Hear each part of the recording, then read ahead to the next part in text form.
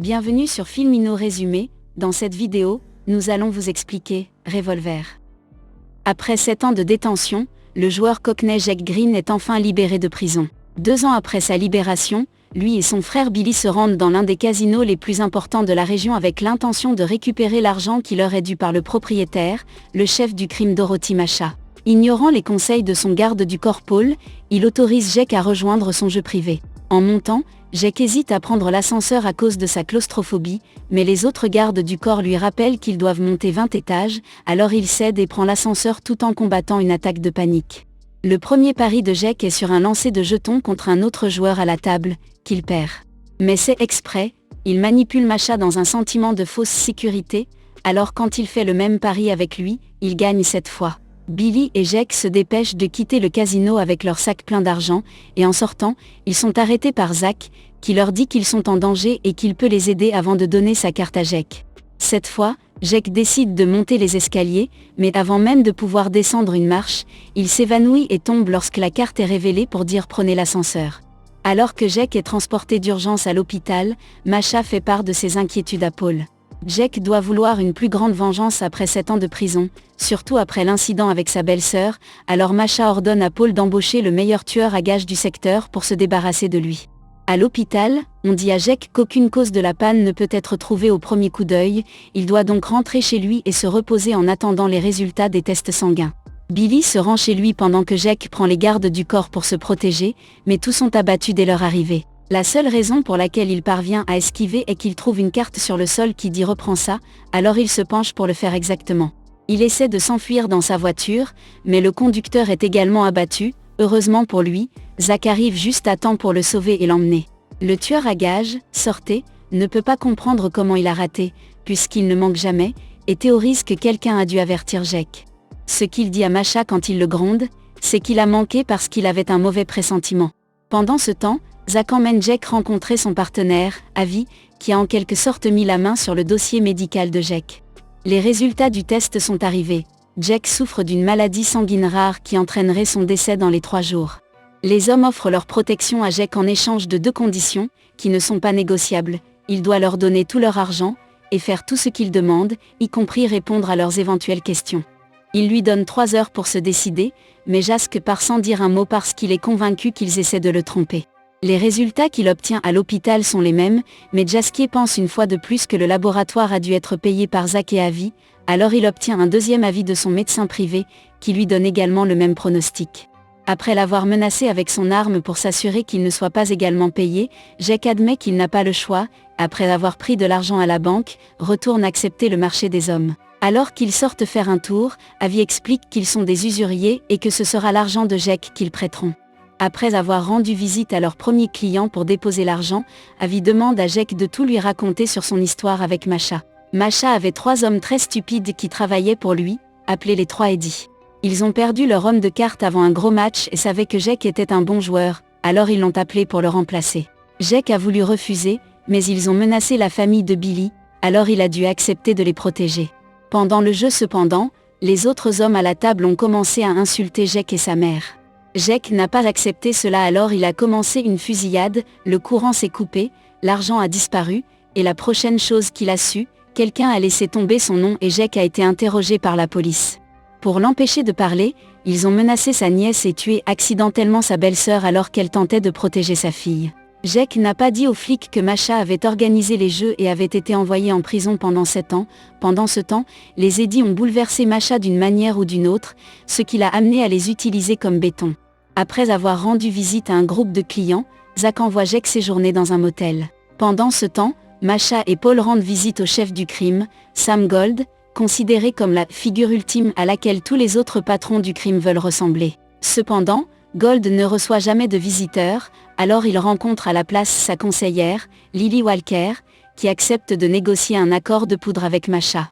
Elle lui rappelle également que Gold n'aime pas la publicité et ne donne pas de seconde chance. Quelque temps plus tard, Jake donne plus d'argent à Zach et Avi avant d'être interrogé sur son séjour en prison alors qu'il jouait aux échecs avec Avi. Jake s'était vu proposer 2 options, 14 ans de temps normal ou 7 ans d'isolement, il a donc choisi l'isolement.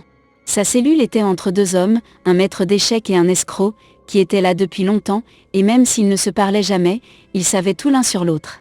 Au cours des 5 premières années de la peine de Jake, ils communiquaient tous les trois en envoyant des messages écrits sur les livres de la bibliothèque, et c'est ainsi que Jake a appris leur formule pour gagner n'importe quel jeu dans le monde. Les deux hommes prévoyaient une évasion de prison et ont promis d'emmener Jake avec eux, mais lorsqu'ils sont finalement partis, ils ont disparu sans un mot et ont laissé Jake derrière eux. Lorsqu'il a été libéré 2 ans plus tard, il a découvert que ces deux hommes avaient pris tout son argent et n'avaient laissé qu'une note disant « Vous ne pouvez devenir plus intelligent qu'en jouant un adversaire plus intelligent », alors Jake a commencé à utiliser la formule pour devenir riche, dans divers casinos. Au fil des jours, Jake continue de travailler en rendant visite à divers clients et en donnant son propre argent. Il est également censé les menacer s'ils ne paient pas, mais il ne peut pas se résoudre à blesser des personnes innocentes et désespérées. Pendant ce temps, Avi et Zach enchaînent le côté d'un mur à un camion, alors quand ils tirent, ils cassent le dit mur et volent le coffre-fort de l'autre côté. Ce coffre-fort contient la poudre que Masha avait promise à Lily, donc quand il découvre qu'il a été volé, il envoie Paul pour résoudre ce problème, peu importe ce qu'il faut. Paul va voir leur rival, le pivot de la triade Lord John, qui accepte de leur fournir la poudre dans un délai aussi court, mais seulement pour un prix surfait. Jake, Zach, Avi et leur équipe se rendent à l'hôtel où l'échange aura lieu. Ils se faufilent dans une pièce à côté des voyous pour faire un trou dans le mur et injecter du gaz somnifère, endormant les hommes de Masha et de John.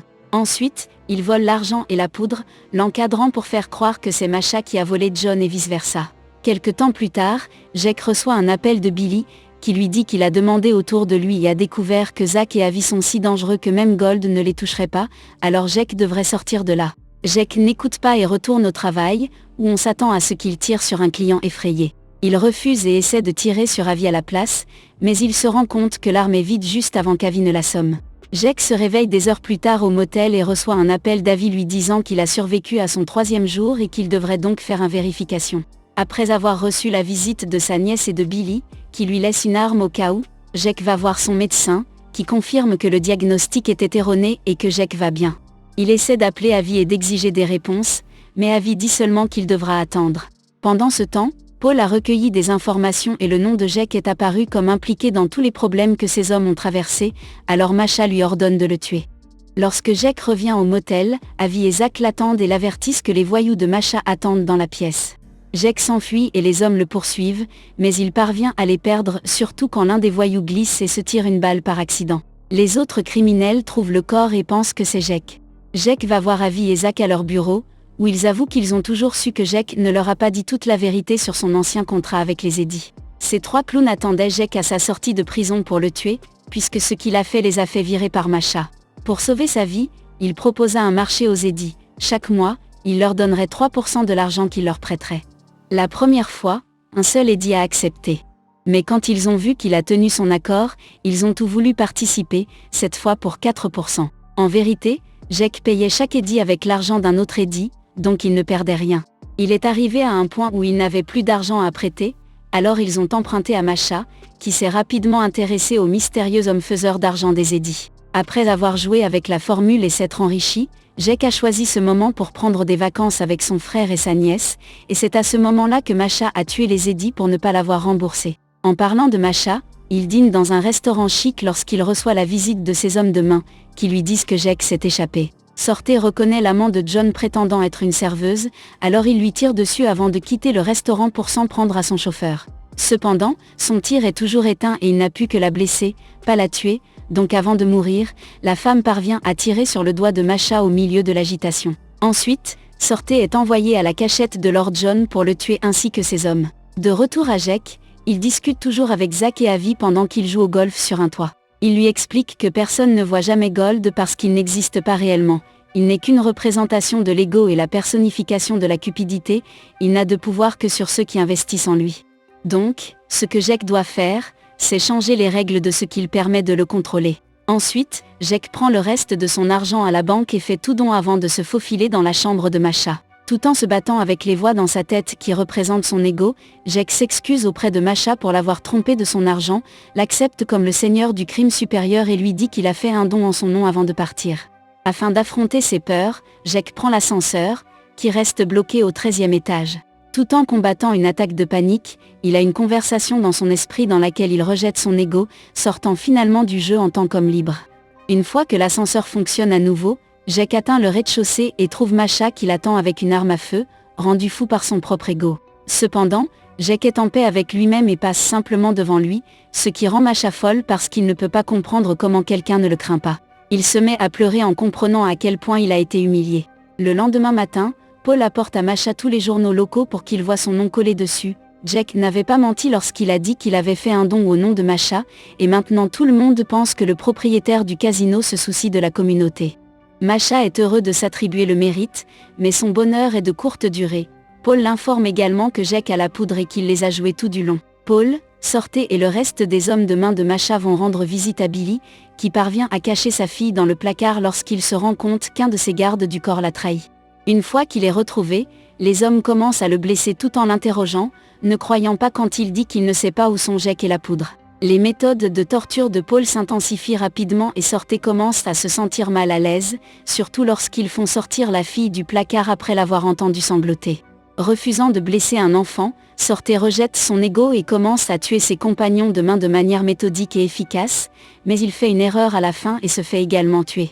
Pendant ce temps, Masha reçoit la visite de Lily. Elle lui apporte une couronne envoyée par Gold, qui n'est pas content de voir le nom de Masha partout dans les journaux car il n'aime pas la publicité. Lily l'informe également que le temps de Masha est révolu et qu'il n'aura pas de seconde chance, ce qui l'envoie dans une autre frénésie de panique. Avi et Zach emmènent Jake et la poudre au casino de Masha, où Avi bat finalement Jake à une partie d'échecs tout en avouant les derniers détails de l'histoire. Lui et Zach avaient été les hommes dans les cellules à côté de celles de Jake, et ils avaient toujours voulu l'emmener avec eux, mais ils n'avaient pas été prêts à accepter la vérité, ce qui impliquait qu'ils n'étaient que des produits de l'imagination de Jake. Malheureusement, il n'a pas le temps de s'en accommoder car à ce moment-là, les gardes du corps du casino viennent l'emmener voir Masha, qui a la fille avec lui. Après avoir laissé tomber les sacs de poudre sur le sol, Jake dit à sa nièce que tout ira bien, ce qui rend Masha folle parce que Jake ne montre toujours aucune peur même lorsqu'il pointe son arme sur l'enfant. L'humiliation amène les voix de l'ego dans l'esprit de Masha à conclure que Jake ne peut pas blesser un homme mort, alors il met le pistolet contre sa tête et tire. Merci d'avoir regardé, laissez-nous un like si vous avez apprécié et abonnez-vous pour plus.